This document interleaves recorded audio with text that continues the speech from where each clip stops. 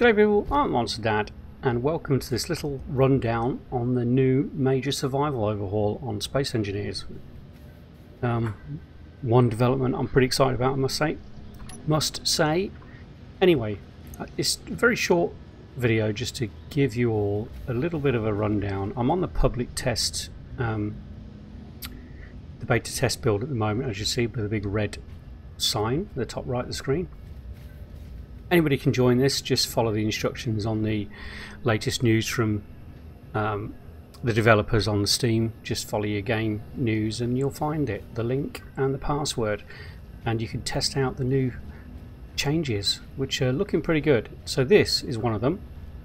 Now when we start in a game, we're offered a few alternatives with regards to a survival start, most of which involve this little pod here or variations of this, and this is the one I've come down on, the ordinary Earth type planet on this one. So you don't get a choice of where you come down, you end up with a parachute and you come down. You can't control this thing, so as you can see I've come down in the highlands somewhere, which isn't particularly useful. I think I am right next to, yeah, I'm right next to a resource deposit, which is pretty handy, but you know, you want to be near ice. In particular because one of the new changes is a hydrogen engine and you'll need ice for that. So yeah, I mean I'd want to move this.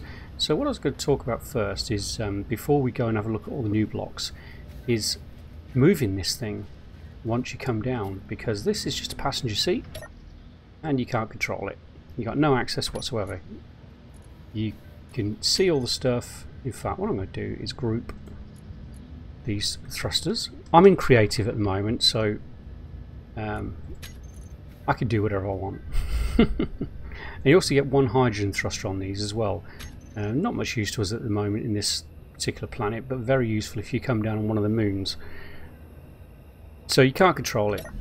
So one of the first things you need to do is find a way to control this. You can't put a pilot seat on it because a pilot seat is a large block with a small grid.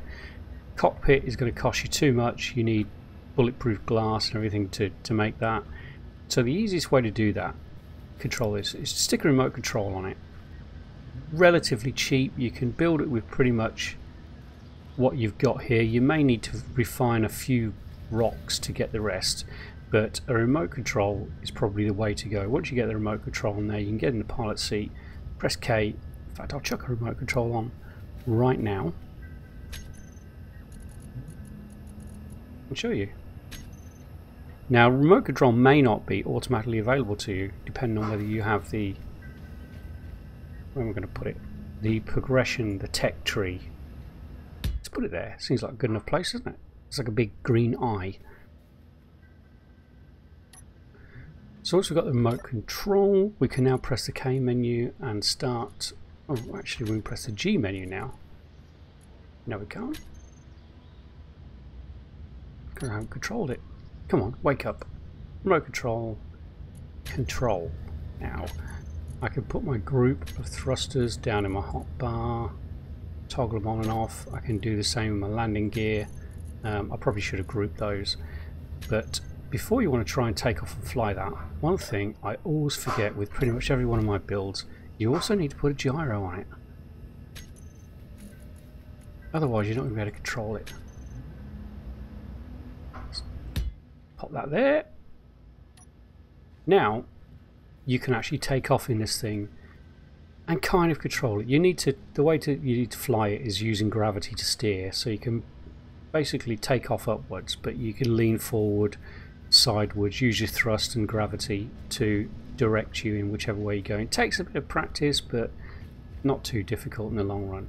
So how do you get the resources to get these two things built? Well, this is one of the new things. I'm going to go over the blocks in more detail in a little bit, but basically we have this survival kit, and it doubles up as a spawn point, it triples up I guess, a spawn point, a med bay where we can recharge our health, our O2 and hydrogen, and it also builds stuff. So if I stick 1,000 stone into there, go to production, and let's queue up, I don't know, 1,000 gravel. It will actually make some gravel, but it'll also produce your basic metals, iron, nickel, silicon, with that you can actually start producing some basic materials. Search bar in the blueprints. Holy shamoly Batman, how long has everybody been screaming for that? They finally put a search bar in the production section. Thank goodness for that. Anyway, you can make some very basic resources, but certainly the right amount of resources for you to be able to get this thing back airborne and somewhere a little bit more hospitable, probably near a lake would be your good bet for that. So what I'm going to do is take off spectator mode, and do you know what, I didn't mark my spot on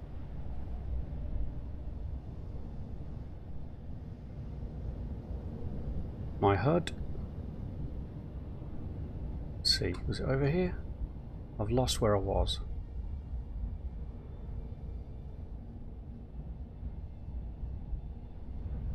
Bear with me a minute, I'll be right back. Okay, welcome back. Found it. Note to self, remember to mark GPS points. So I'm going to press Control Space to teleport where I am, F6 to get out of spectator mode, and boom, we're here. So what I've built here is just a little display for some of the new blocks and what we can do. And I've kind of put them in the order that I reckon you probably want to build these things. The exception being this, because it's already on your survival pod, your drop pod. But first of all, what you're probably going to want to build, or you're definitely going to want to build when you start Little Base, is one of these bad boys, the wind turbine. If you build more than one, give it plenty of space because they can interfere with each other. It doesn't produce a huge amount of power, but it produces certainly enough to get you going. So optimal 373 kilowatts, that's pretty good actually. That's one of the better ones I've seen. I've got these well spaced out, so they're actually producing, both of them producing a decent amount. Yeah, get them high, get them wide apart. Don't have to do them fancy like I do, but you know, as long as they're there, and then you can at least get a little bit of power. And certainly one of those, two at the most, is enough to power some of these systems until you can get some proper power going. So what are you going to want to build? Okay, well first of all you've got your survival kit, which is already on your pod, so you don't really need to build that, but you will want to move one of these to your base at some point. Why do you want to keep hold of one of these? Well, unless you're sitting on a resource pocket with nickel and excuse me, silicon, it's pretty much the only way to get your nickel and silicon. So like I showed you earlier, you put some stone in here, queue up gravel, and it will also produce iron, nickel and silicon. And with the nickel and silicon you produce motors, you can produce computers, you can pretty much produce all your basic necessities. So what do you want to build first when you get your base? Well, basic refinery I would recommend as one of the first things, because with that, with the amount of iron that this produces is really small. Oh, wrong one. There we go, that's what I want. So I grab some stone again. Stone, stone, stone. Starts with ST. Let's pop 1,000 into there. And then go to production. Queue up. It doesn't produce a whole lot of iron with regards to the amount, in relation to the amount of stone that you put in there. And 10, for instance, a steel plate, let's go to production, boom, let's do search. Oh, look at that. So steel plate, you need 21 iron ingots for one steel plate. You know, that's pretty much all we got there. So it would take forever to produce a decent amount of steel plates and a decent amount of resources or building materials. So you want to get the basic refinery up and running as quickly as possible so you can produce plenty of steel or plenty of iron ingots. You could still use this, you can transfer them into here and still use this to build your basic resources until you can then upgrade to the basic assembler. Now this one obviously much faster than the survival kit, and it can also produce more goods. So with this one you can start producing things like your power cells, so and even your medical if you've got access to silver. So that's what I think is the next stage of your little factory that you're going to build. Should be there, and then you're going to want to think about some more permanent and stable power systems than these. I mean, you could just dot hundreds of these around, but it probably wouldn't be too efficient. So what you could do is supplement these with some batteries, just so that you can start storing excess power for when you need it. Now I've put the old battery here just so you can see the difference of what's been done now. So this is the large ship battery, or the large grid battery, and that's the only choice you've got for a large grid. This is a small grid battery, and what I've done is put it on a rotor with a small head and then put the small battery on it, so you could actually do that. Now if I press 2 you can see power cells 80, power cells you need 20, and then the thing they've introduced now is this small battery, power cells 2. Now it doesn't do much, it doesn't hold a lot of power, but it stores a small amount, probably more than enough to run a rover if you're nipping around the ice field trying to find resources, etc. And they're incredibly cheap. So again, what you could do is stick a few of these on with a rotor with a small head on, and that would help at least store some of your excess power until you're able to build this bad boy, the new hydrogen engine. Now what I've got tucked on the end there is a oxygen generator. So the hydrogen engine, this produces a decent amount of power, 5 megawatts. It does need to be fueled with hydrogen gas, which is why I've got it attached to the O2 generator, a O2H2 generator at the back there. But I'm going to warn you now, it whips through your hydrogen gas big time. So if you're trying to share this to produce oxygen for yourself, you're going to struggle, I can tell you. So if you're going to produce oxygen as well, you need to get yourself an oxygen tank as soon as possible. They're quite expensive, but you need to get one. You do not need to connect this to a hydrogen tank for it to work. It will work directly from the O2H2 generator. But if you did want to gather reserves of hydrogen fuel, yeah, by all means connect it to a hydrogen tank when you've got the resources to build one. But it's not necessary. Now getting this thing to actually start is a bit of a pain. When you connect it up, I found so far, certainly unless they fix it when it comes out proper, is it won't start. And the couple of ways I've managed to be able to start it so far is just one is turn this off and back on again, and it kicked in, and you'll hear that engine roar into life. If that doesn't work, what you may need to do is just completely switch off your O2 generator, switch off your hydrogen engine, and actually turn off all your power systems and basically reboot your base. And I found it works. Oops. It's like a big truck engine starting. It's really good actually, I really like that. It's a nice looking block, and that'll look nice, you know, on the end of a rover or something, wouldn't it? Have to be a large rover though. The small block, actually let me just show you the small one, small version.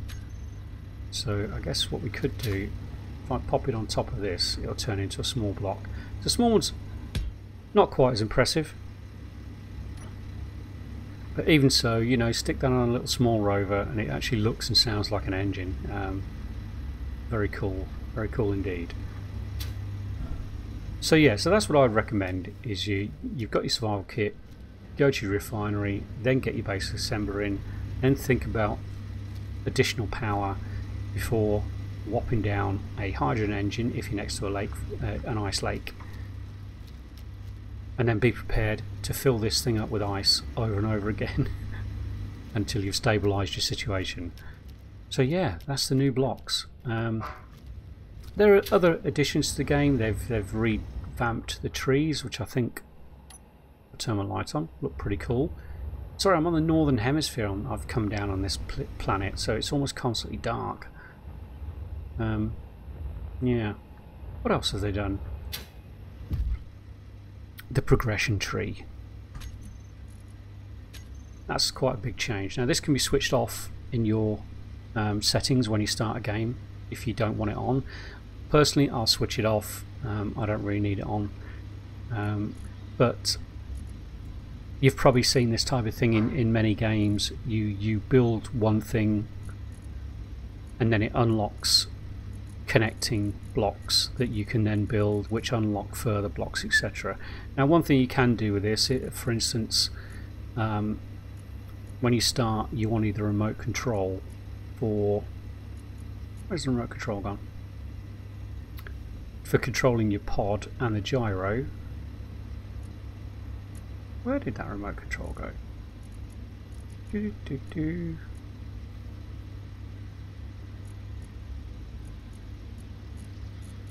Why can't I see it?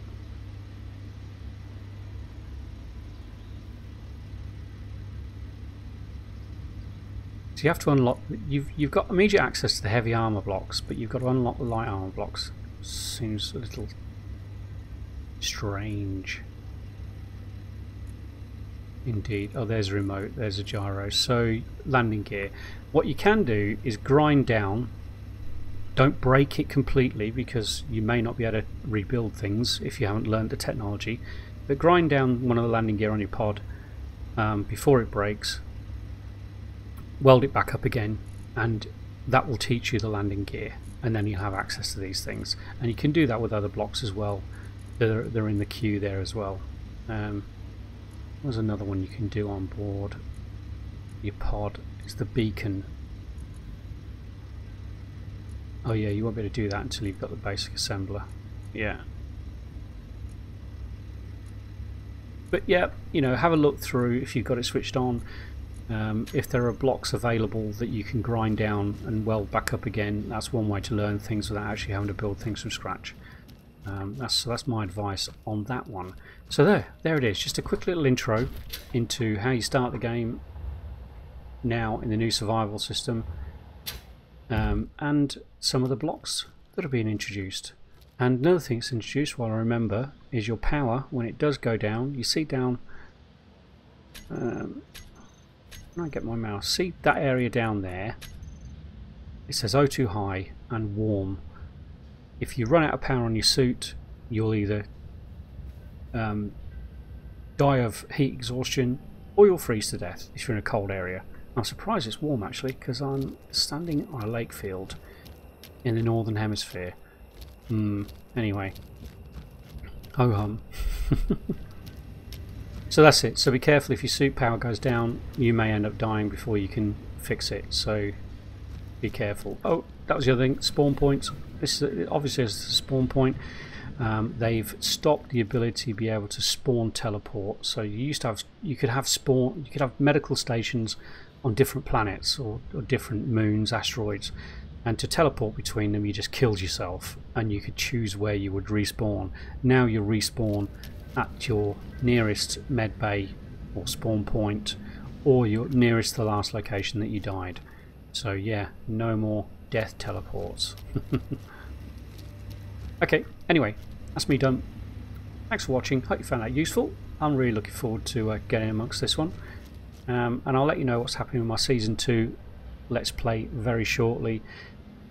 The reason I've got it on hold is because of these big changes that they're making to the game at the moment, and I'm reluctant to carry on through a season that will basically skip over all the good work that they're adding to the game. So what I might be doing is, once this comes out proper, is start a Season 3 from scratch, and explore all these changes thoroughly. But haven't completely made my mind up on that one, but I will let everyone know as soon as possible. Thanks for watching. I'm Monster Dad, and I will see you later.